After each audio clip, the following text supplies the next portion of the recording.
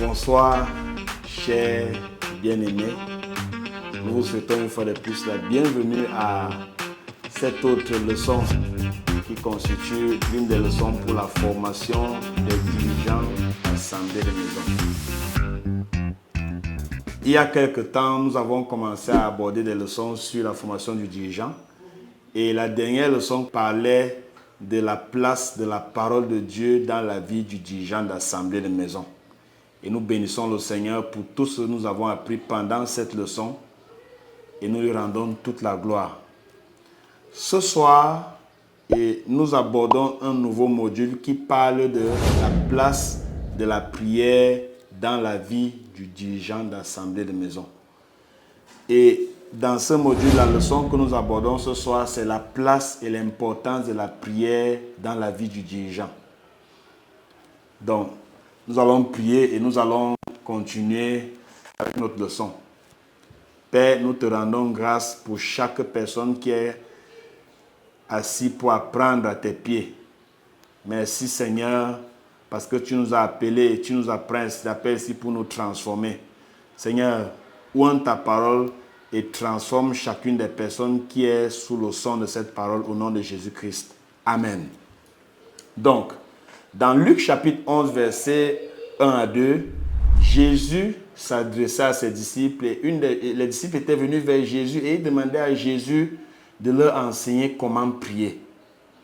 Donc, les disciples avaient observé la vie de Jésus et ils ont vu un ensemble de choses qui se passaient dans sa vie. Ils se sont rendus compte que toutes ces merveilleuses choses venaient de la qualité de sa relation avec Dieu et en particulier la qualité de sa vie de prière. Nous aimerons vous dire que la prière est l'un des domaines de discipline de la vie chrétienne qui est souvent mal compris par plusieurs et mal pratiqué. Et lorsqu'on le comprend mal et qu'on ne le pratique pas bien, souvent ça pousse certains à se décourager, ça pousse certains à abandonner et à douter même de Dieu. Donc l'objectif de cette leçon est de donner une compréhension biblique et approfondie de ce qu'est la prière. Donc, les dirigeants vont apprendre ce qu'est la prière selon la Bible, pourquoi est-il important de prier et quelques bénéfices que la prière apporte dans la vie du chrétien. Donc en termes de compétences, chacun pourra savoir comment élaborer un enseignement clair sur la prière et son importance et redonner à la prière sa place.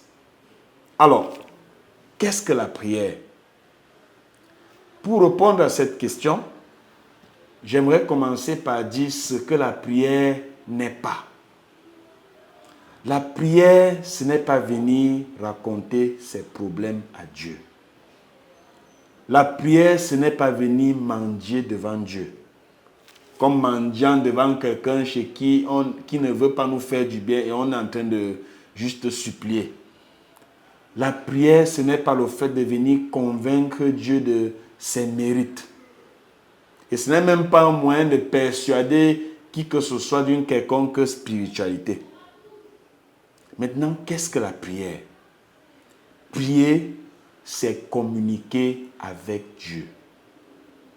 Pour qu'on parle de communication, il y a des éléments qui doivent entrer en jeu, à savoir un émetteur, un récepteur, un canal de communication et le message qui est échangé entre ces deux personnes. Lorsque nous prions, nous sommes en train d'échanger avec Dieu. Donc, il est question de parler à Dieu et de l'écouter et faire ce qu'il demande que nous fassions. Donc, lorsqu'on prie, on s'adresse à Dieu, on va vers lui pour avoir du recours, on recourt à Dieu. Prier, c'est invoquer Dieu, appeler son secours. Prier, c'est implorer. Souvent, ça se fait avec insistance. Prier, c'est intercéder, c'est-à-dire intervenir en faveur de quelqu'un d'autre. Donc, quand on prie, nous sommes en communion avec Dieu, nous échangeons avec Dieu. Nous passons maintenant aux raisons pour lesquelles il faut prier. Amen. Donc, la première raison pour laquelle nous devons prier, c'est que c'est un modèle de vie que Jésus a donné à ses disciples. Le premier passage que j'ai cité au début de cette leçon, c'était Luc chapitre 11, verset 1. La Bible dit, Jésus priait un jour en un certain lieu. Lorsqu'il eut achevé de prier, un de ses disciples lui dit, Seigneur, enseigne-nous à prier comme Jean l'a enseigné à ses disciples. Donc, Jésus, pendant toute sa vie et son ministère sur la terre, priait.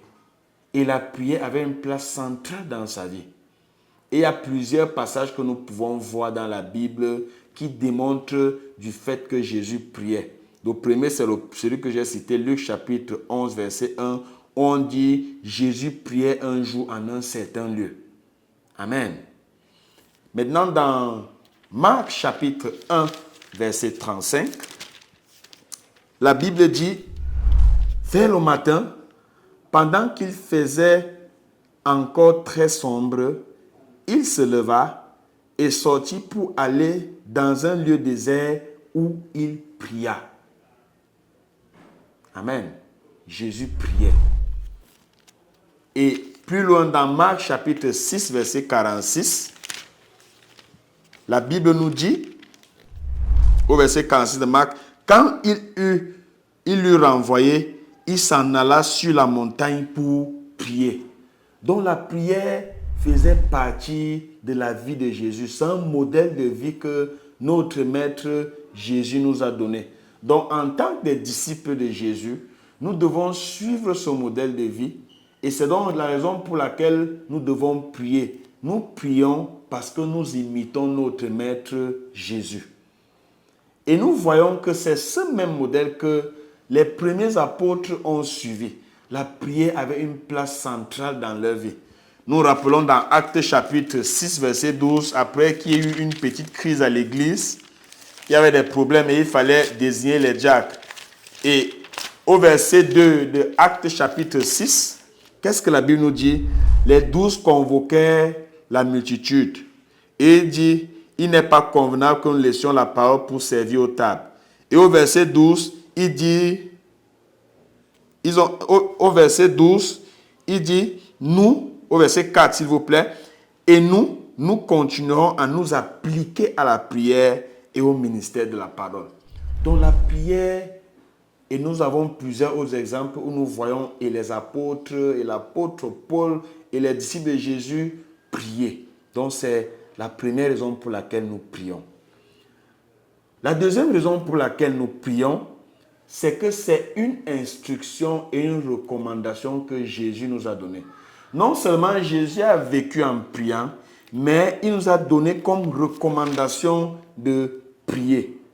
Et nous pouvons le voir dans Matthieu chapitre 9, verset 38, où Jésus dit, « Priez donc le maître de la moisson. » C'est une instruction, c'est un ordre qui donnait, « Priez donc le maître de la moisson. » Et dans Matthieu chapitre 26, verset 41, ça c'était vers la fin de la vie de Jésus sur la terre. Il est en train de s'adresser à ses disciples et il a encore dit, priez donc afin que vous ne tombiez pas dans la tentation. Amen. Matthieu chapitre 26, verset 41. Jésus, veillez et priez afin que vous ne tombiez pas dans la tentation. Voilà la deuxième raison pour laquelle nous prions. Et nous voyons l'apôtre Paul poussé par l'Esprit s'adresser aux disciples dans 1 Thessaloniciens 5, verset 17, et où il leur dit, priez sans cesse. Donc, nous prions parce que nous obéissons à une instruction que Jésus nous a donnée. La troisième raison pour laquelle nous prions, c'est que nous prions pour inviter Dieu à agir sur la terre. Lorsque nous regardons nos Bibles dans Psaume chapitre 115, verset 16, la Bible nous dit, et nous allons lire 115, verset 16, la Bible dit, « Les cieux sont à l'Éternel, mais il a donné la terre au Fils de l'homme. » Donc la terre appartient au Fils de l'homme. Donc pour que Dieu agisse de façon légale sur la terre, il faut qu'on l'invite à agir sur la terre. Et le moyen par lequel nous invitons Dieu à agir sur la terre, c'est par la prière. Donc nous prions parce que nous voulons inviter Dieu à agir sur la terre. Dieu, pour agir sur la terre, cherche un homme qui va prier. Et lui va prier en réponse à l'invitation qu'on lui a donnée de venir agir sur la terre. Alléluia. La quatrième raison pour laquelle nous prions, c'est parce que nous sommes en guerre. Et l'apôtre Paul l'a si bien dit dans Éphésiens chapitre 6, du verset 10 au verset 18. Nous n'allons pas tout lire le passage, mais je t'invite à le lire. Dans Éphésiens chapitre 6, verset 10 à 18, nous voyons l'apôtre Paul commencer par dire « Au reste, frères, fortifiez-vous dans le Seigneur par sa force toute puissante. » Il dit « Revêtez-vous des armes de Dieu afin de pouvoir tenir ferme contre les ruses du diable. » Lorsqu'on parle d'armes, ça veut dire qu'il y a un combat. Et il dit car nous n'avons pas à lutter contre la chair et le sang, mais contre les dominations et contre les autorités. Et au verset 18, il dit faites en tout temps par l'esprit toutes sortes de prières. Nous sommes dans une bataille. Et dans cette bataille, il est important de prier. Nous n'entrons pas dans cette bataille par la chair et le sang, mais nous combattons avec les armes spirituelles. Il faut que tu pries pour pouvoir tenir bon dans cette guerre dans laquelle nous sommes engagés. La cinquième raison pour laquelle nous prions, nous avons dit plus haut que nous sommes en guerre. Donc, dans cette guerre, le diable cherche à te faire tomber. Chers dirigeants, chers frères, j'aimerais que tu saches que tu es en guerre et que le diable met tout en œuvre pour te voir tomber. Et la Bible dit, et Jésus l'a dit, nous l'avons cité plus haut dans Matthieu chapitre 26, verset 41, où il a dit, veillez et priez afin que vous ne tombiez pas en tentation. Donc l'une des raisons pour laquelle tu pries, c'est pour que tu ne tombes pas en tentation. Le diable rôde, et la Bible le dit dans 1 Pierre chapitre 5, verset 18, il rôde et il cherche qui il va dévorer. Donc le seul moyen pour toi de ne pas tomber dans la tentation, c'est de prier. La Bible dit, veillez et priez afin que vous ne tombiez pas en tentation. Voilà l'une des raisons pour laquelle, toi le chrétien, il est important pour toi de prier. Tu pries parce que tu ne dois pas tomber en tentation. Donc, la dernière raison pour laquelle tu pries, dont nous allons parler, c'est parce que Dieu a promis de te répondre.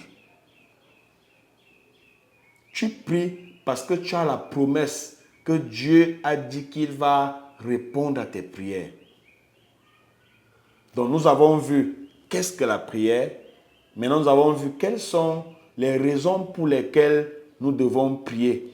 Et la promesse que Dieu a faite de répondre à tes prières est dans Jérémie chapitre 33 verset 3. La Bible dit « Invoque-moi et je te répondrai ». Jérémie chapitre 33 verset 3. Amen. Invoque-moi et je te répondrai. Je t'annoncerai de grandes choses, des choses cachées que tu ne connais pas. Donc Dieu a promis de te répondre quand tu vas prier. Et voilà une des raisons pour laquelle le chrétien doit prier. Alléluia. Donc là, nous avons vu quelques raisons pour lesquelles il est important pour toi de prier. Maintenant, nous allons aborder les bénéfices de la prière dans la vie du croyant. La prière est importante et une chose qu'elle fait, c'est qu'elle apporte des bénéfices dans la vie de celui qui prie. Celui qui prie a toujours des bénéfices différents de celui qui ne prie pas. Donc, il y a donc plusieurs bénéfices et plusieurs bienfaits de la prière. Nous allons en citer quelques-uns. Le premier bénéfice de la prière, c'est la connaissance de Dieu.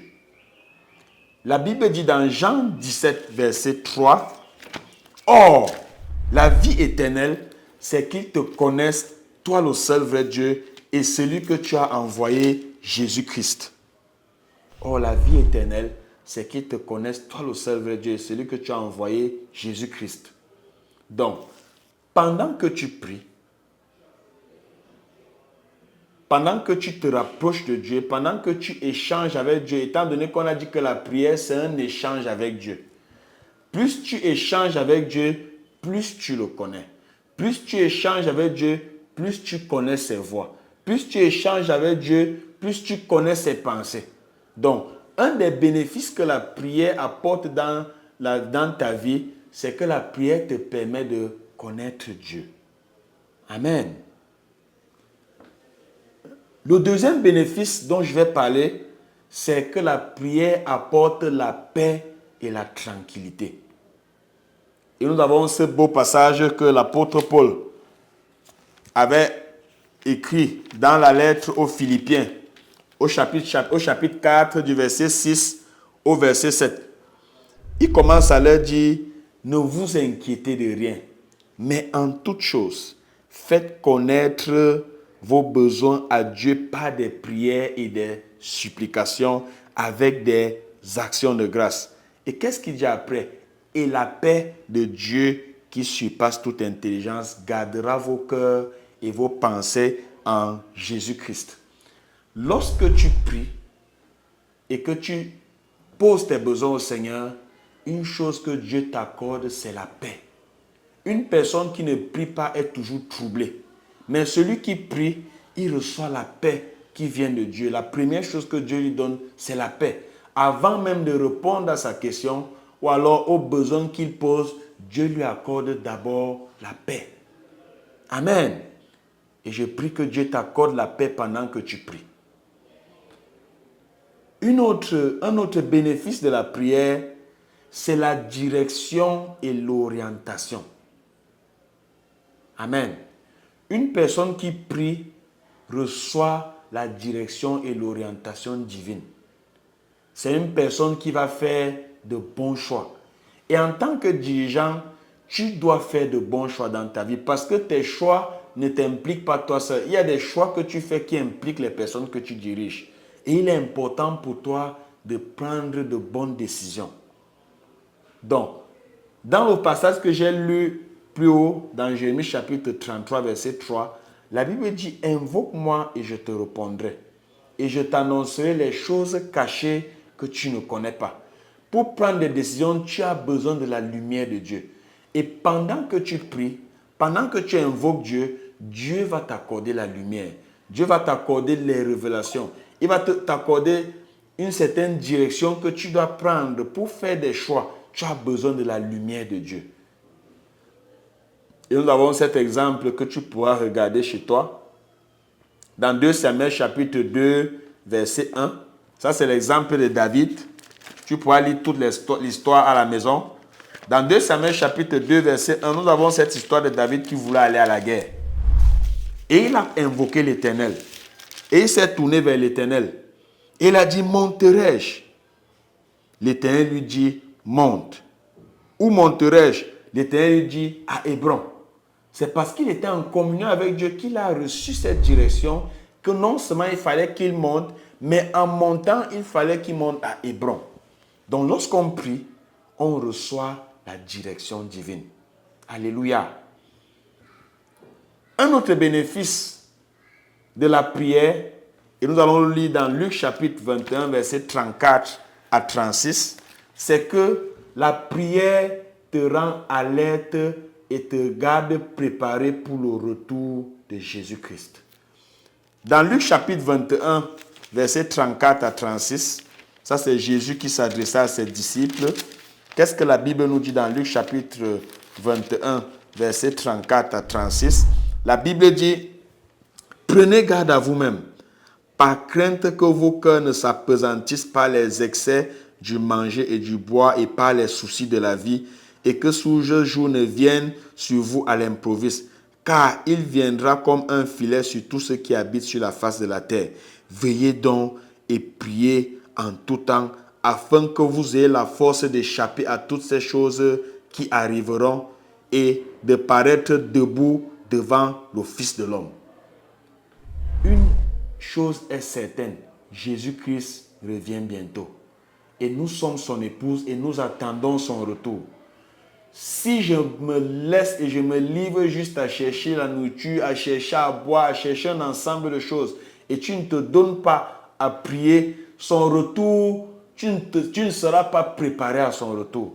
Donc l'une des choses que la prière apporte dans la vie du chrétien, c'est que la prière te garde alerte et conscient de ce que Jésus revient bientôt et tu es un passager sur cette terre. Tu es un voyageur sur cette terre. Tu n'es pas venu sur cette terre pour demeurer sur cette terre. Il y a un jour où Jésus va bientôt revenir. Et lorsque tu pries, tu restes alerte en rapport avec le retour du Seigneur. Nous ne sommes pas venus pour rester si on va partir. Alléluia. Un autre bénéfice de la prière, et c'est le dernier dont nous allons parler ce soir, c'est que la prière renforce la foi et la confiance en Dieu.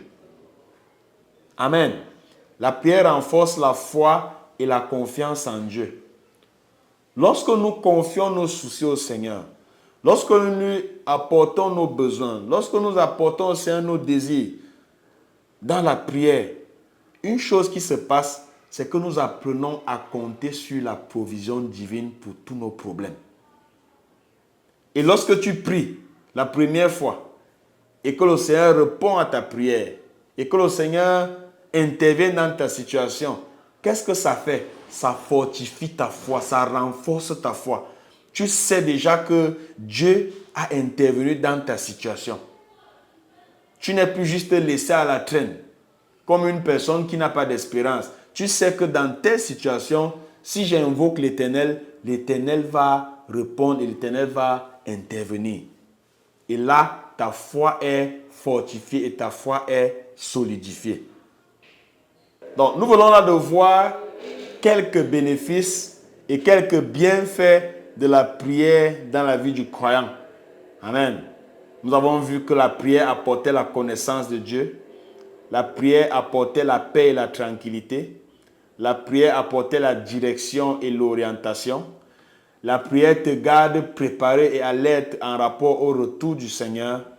Et la prière renforce la foi et la confiance en Dieu. Voilà quelques bénéfices de la prière dans la vie de celui qui prie. Donc,